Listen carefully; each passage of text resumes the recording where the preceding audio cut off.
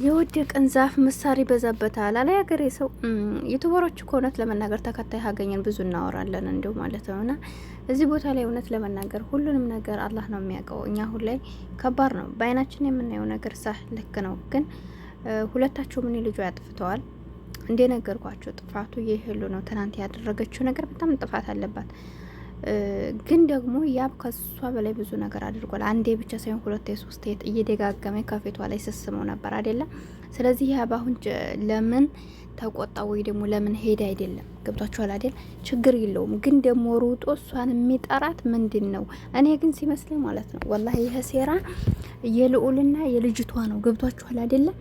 አሁን ያልነቃችው ሄሉ ናት። ሄሉ አልነቃችም። ገብቷችኋል አይደለ?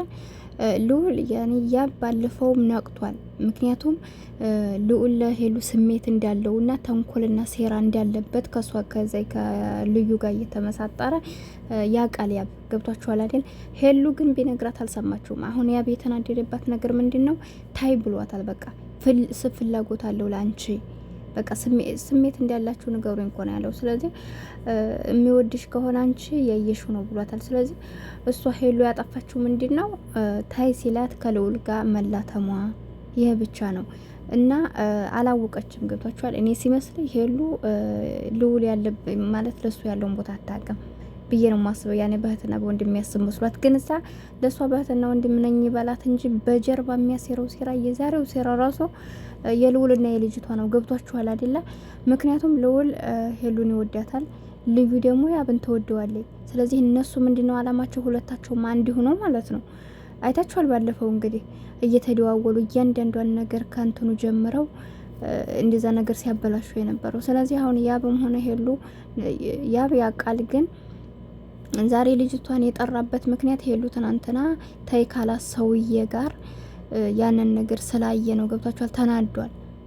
ያብ ጥፋቱ አይደለም ተናዷል። ግን ቢናደድም እዚህ ቦታ ላይ እሷን መጥራቱ ልክ አይደለም። ገብቷችኋል አይደለ? እዚህ ጋር በአንድ ጎን ብቻ ባትፈርዱ ጥሩ ነው። የሰው ልጅ ጥፋት አጠፋ አይደለ?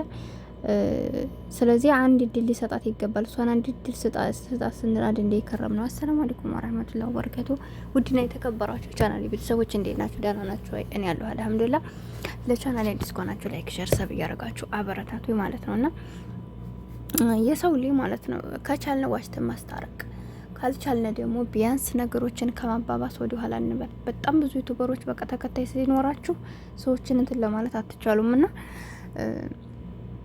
ስለዚህ አሁን እዚህ ጋር የሄሉ ጥፋት መሆኑ አልጠፋንም። ግን ደግሞ ያብ ከሷ በላይ አላጠፋም እንዴ? አጥፍቷል እኮ።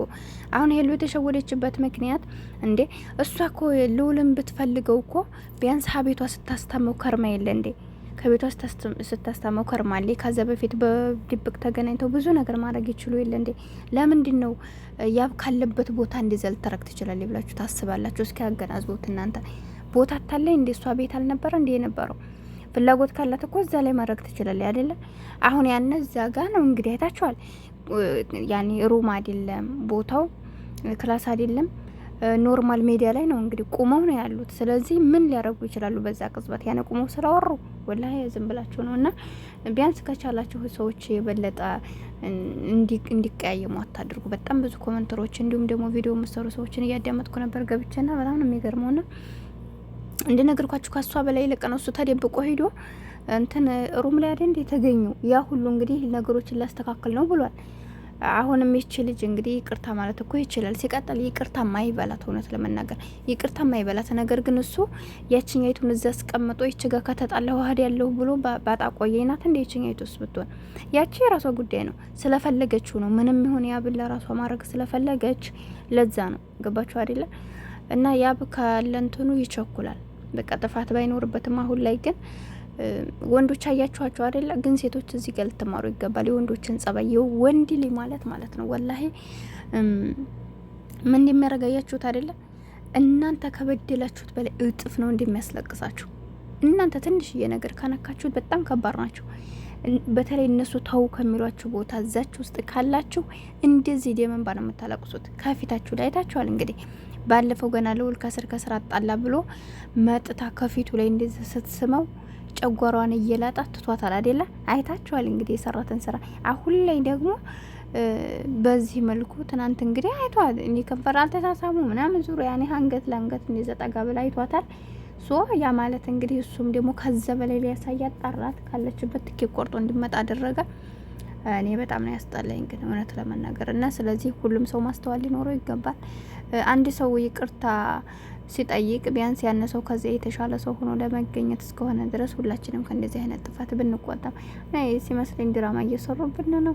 ድራማ ነው ብለን እንዲያንል ደግሞ እንደዚህ የኔ የምትሉት ሰው ጋር እየተላላሰ ሌላ ሰው እንዴት ነው ሊሆን የሚችለው?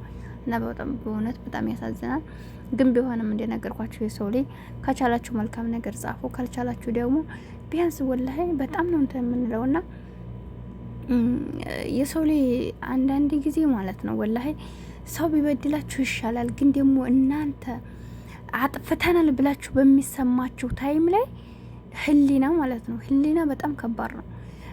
ሄሉ አሁን ላይ በጣም የእውነቱ ከሆነ ያነ ነገር የተፈጠረው በጣም ህሊናዋን ከብዷታል። እንኳን የእናንተ ኮመንትን አይታ ተጨምሮባት ይቅርና እሷ በሰራችው ስራ ራሱ በጣም ይጸጽታል። እና የሰው ላይ ሰዎችን በይቅርታም ልታልፏቸው ትችላላችሁ። ይቅርም ባይሏችሁ ምንም አይደለም ተነጋግራችሁ መፍታት ትችላላችሁ። ግን ህሊና የሚባል ነገር በጣም ከባድ ነው። ሁሌ ምስረኛው አድርጎ የሚያኖረን ህሊና ነውና ስለዚህ ቢያንስ የሰው ላይ ካለበት ሁኔታ እንዲረጋጋ በቻላችሁት አቅም ሰዎችን ካሉበት ቦታ እንዲወጡ ነው እንጂ ጥፋት የሰው ላይ አጥፍቷል። ግን ቢሆንም ቢያንስ ከጥፋት አጥፍተሻል ብላችሁ የተሻለ ነገር ብጽፉ ምን ችግር አለው?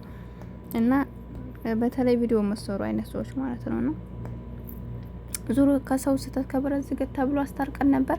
ተመልሰው እዛ ነገር ውስጥ ገብተዋል። እኔ ሲመስለኝ ወላሂ ካሁን በኋላ ይታረቃሉ። ግን ምን ትላላችሁ?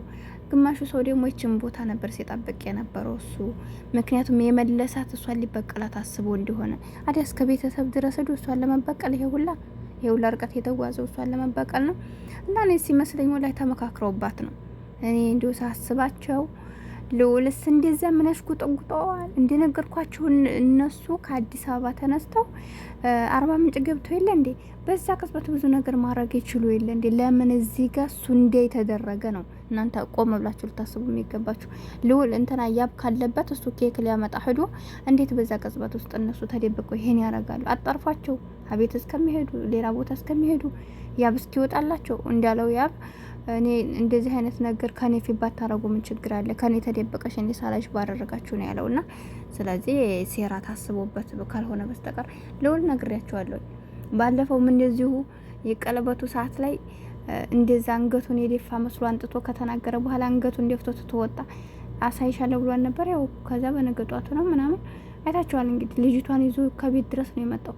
ከዛም በኋላ ደግሞ እንደዛው ሆቴል ቤት ደግሞ ሀዴ ሲባል ይኸው ተደዋውለው ከዛች ጋር ለሄሉ ነገራት። የሄሉ እናት ራሱ ነቅታለች። ሆቴል ቤት መሆናቸው ማን ነገራችሁ? እንዴትስ ልትመጡ ቻላችሁ? ማለት እናንተ እየተደዋወላችሁ ነው እንዲያ። ወላሂ ማዘሩ አላችሁ ብልጥ ናት፣ ግን ሄሉ አልነቃችበትም። የእውነት ያብን ታፈቅረው ከሆነ ካሁን በኋላ ምናልባት ይቅርታ ካደረገልሽ አንቺም ከራቂ። ምክንያቱም ወንድ ልጅ እኛ ትንሽ ጥፋት ስለምናጠፋ እዛ በበለጠ ስለሚጎዱ ነው ማለት ነው። እንደዚህ አይነት ጉዴት ደግሞ ለእናንተ ብቻ ሳይሆን ለእኛ ለተመልካቾች ራሱ በጣም አሳምሞናል። የሰው ልጅ ለካ በዚህ ደረጃ ነው እንዲህ ብለን እስከምናስብ ድረስ ነው እና የሚደብረው። እና ሌሎቻችሁ ያው እንግዲህ አትፍረድ ያወክ ሲመስልህ ብዙ የማታውቀው ነገር አለ ይባላል እና ቢያንስ ባታባብሱ ጥሩ ነው ብዬ አስባለሁ። እንግዲህ እሱም ጣጥፍቶ ሳለ ብዙ ነገር ብለናል። አሁን ላይ ደግሞ በተለይ እሱ አጥፍቶ ሳለ ብዙዎቹ እንዲታረቁ ባከ ይቅርታውን ተቀበዩ ነበር። አሁን ላይ ግን ያብን ይቅርታውን ተቀበላት ሳይሆን እያሉ ያሉት እሷን አጥፋቱ ልክ ናት፣ በቃም ይገባታል፣ የእጇን ነው የሰጣት፣ እንደዚህ አይደለም መስዋዕት ከፍሎላታል፣ ለምንድን ነው እንደዚህ አረገችው? ባከ ካላስ እሷን የምታውቅ አይመስለኝም።